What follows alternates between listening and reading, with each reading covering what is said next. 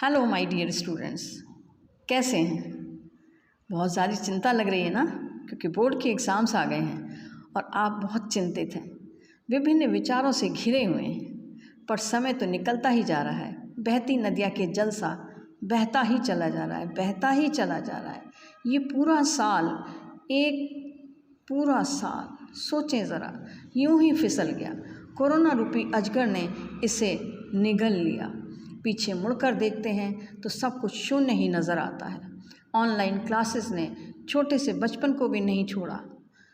Pencil और pen लेकर के जूम के आगे बैठे हुए हैं। माता पिता उनके साथ में बैठे हैं कि कहीं बच्चा इधर उधर ना हो जाए, और उसको सिखा रहे हैं, हाथ पकड़ के लिखना सिखा रहे हैं, बहुत मेहनत कर रहे हैं, लेकिन कुछ भी नहीं हो सकता है।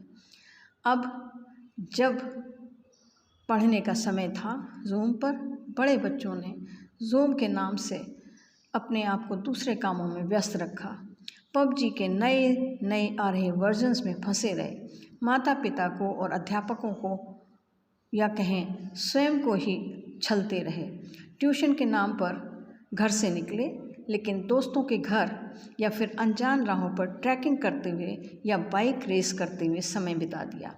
पर अब क्या किया जाए, परीक्षाएं तो आ गई और देनी भी पड़ेंगी। भविष्य का प्रश्न है, पर करें तो क्या करें। विचारों का झंझावात चल रहा है, इसको रोका नहीं जा सकता। पुस्तक खोलकर बैठो तो शब्द और पाठ समुद्र की लहरों की तरह तट से टकरा टकरा कर वापस लौटते चले जा रहे हैं। माता पिता से कुछ नहीं कह सकते, क्योंकि हमने ही तो पहले उनको छला था, और अब वो कर भी क्या सकते हैं। कुछ को लग रहा है कि कहीं डिप्रेशन में ना चले जाएं, कुछ शायद डिप्रेशन में जा भी रहे हैं। अपने आप को कमरे में बंद कर लिया है और उनका मन कर रहा है कि ज़ोर ज़ोर से चिल्लाएं, रोएं, क्या करें, सिवा अपना सिर दीवार से टकरा दें क्या, या फिर फांसी का फंदा लगा लें। समझ नहीं पा रहे हैं। पर प्यारे बच्चों, धैर्य से काम लो। गुजरा समय तो कभी नहीं लौट कर आ सकता, ना मैं वापस लौटा सकती हूँ, पर आपकी कुछ मदद कर सकती हूँ। क्योंकि गुजरा समय अगर हम वापस लाने की बात करें तो ये उसी तरह से बेवकूफ़ी वाली बात होगी कि जैसे हम नदी का पानी जो आगे निकल गया उसको हम कहें वापस उसी जगह पर आ जाए। क्योंकि बहते पानी की धारा के साथ जैसे वो पानी बह जाता है, उसी तरह ये समय भी हाथ से निकल चुका है। इस फिसले हुए समय को हम वापस नहीं ला सकते, लेकिन हाँ, अभ्यास करें, कोशिश करें तो इस बिगड़े हुए समय को, बिगड़ी बात को हम बना सकते हैं। इसके लिए कुछ पाठ करने होंगे, कुछ नियमों को लेना होगा। सबसे पहला नियम है स्व अनुशासन एवं नियंत्रण। अपने आप को कठोर नियंत्रण में रखना होगा, स्व अनुशासन में रखना होगा, यानी सेल्फ डिसिप्लिन करना होगा। आज और अभी इसी समय पुस्तक उठाओ और 2 घंटे, नहीं, ये 2 घंटे ज़्यादा नहीं है, क्योंकि हमने जो खोया है उसकी भरपाई तो करनी है। किताब के पन्ने पलटो, देखो क्या क्या लेसन्स हैं इसमें, पेंसिल से मार्क करो और रेगुलर ट्यूशन जाना शुरू कर दो। जो खोया है उसे वापस पाना है। टीचर को मना लो, उसके पीछे लग जाओ, चाहे नाक रगड़नी पड़े, पैर पड़ना पड़े, क्योंकि इसमें नाक नहीं कटेगी। क्योंकि जो खोया है उसकी कुछ तो कीमत चुकानी पड़ेगी, और ये कोई ज़्यादा कीमत नहीं है। सुबह 4 बजे उठना शुरू कर दो।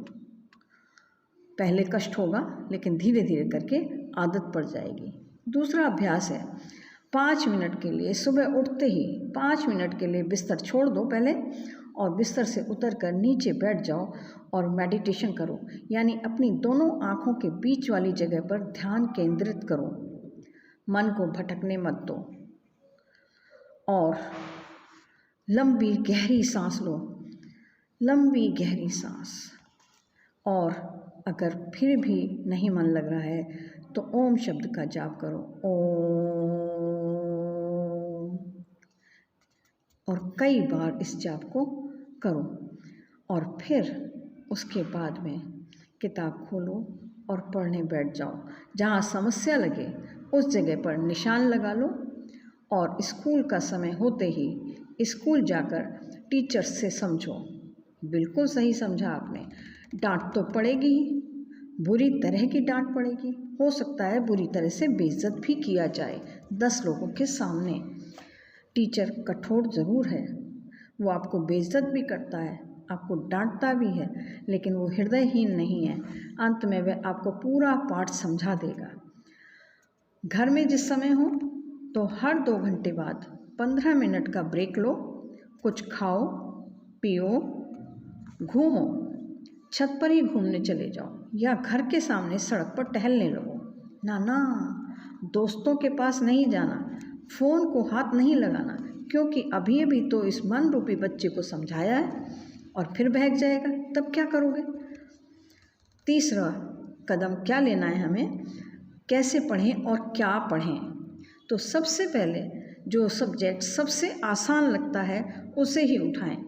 उसमें से 1 नंबर वाले और आधे नंबर वाले शॉर्ट प्रश्नों को पहले करें। एक बार नहीं, 2-2, 3-3 बार करें। लेसन की रीडिंग करें। मैथ्स में एग्जाम्पल्स को देखें, सॉल्व करें, देख करके सॉल्व करें। 1 बार, 2 बार, 3 बार। जब आपका विश्वास बढ़ने लगे और पूरा विश्वास हो जाए तो कुछ बड़े प्रश्नों को उठाएं, उसके बाद में उनसे बड़े प्रश्नों को उठाएं, छोटे से बड़े की तरफ चढ़ें। जहाँ ज़रूरत हो बड़ों की मदद लें, मदद लेने में कभी भी ना हिचकें। कर्म को पूरी निष्ठा व ईश्वर में विश्वास के साथ करते जाएं। स्वयं पर विश्वास रखें कि आपने खूब मेहनत की है, इसलिए परिणाम भी अव्वल आएगा। और हाँ, अंत में सबसे महत्वपूर्ण, जब भी पढ़ने बैठें कुछ सेंटेंसेस आपको बोलने के लिए मैं बताऊंगी।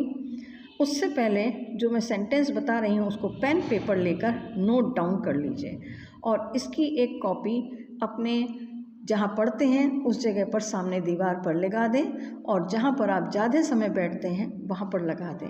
और दिन में 3, 4, 5 बार जब हो सके तब तक इसको ज़ोर से आवाज़ के साथ पढ़ें। अब तैयार होते हैं, हाथ जोड़ लीजिए, आँख बंद कर लीजिए। जो कुछ भी मैं बोल रही हूँ मेरे साथ साथ बोलते जाएं। धन्यवाद ईश्वर, आपकी कृपा से मैंने आज जो कुछ भी पढ़ा वह मुझे पूरी तरह से समझ आ गया है, वह याद हो गया है। मेरे अध्यापक मेरे ऊपर नाराज़ होने के बाद भी मेरी पूरी मदद कर रहे हैं। मुझे पूरा विश्वास है कि मैं इसी तरह से लगातार पढ़ रहा हूँ और आगे बढ़ रहा हूँ। मेरी परीक्षाएं बहुत अच्छी हो गई हैं। मेरा रिज़ल्ट जैसा मैं चाहता या चाहती थी उससे अच्छा आया है। मेरे 98% मार्क्स आए हैं। इसको दोबारा पढ़ते हैं, फिर तिबारा पढ़ते हैं, जितनी बार हो सके पढ़ें। Thank you. Be successful. God bless you all.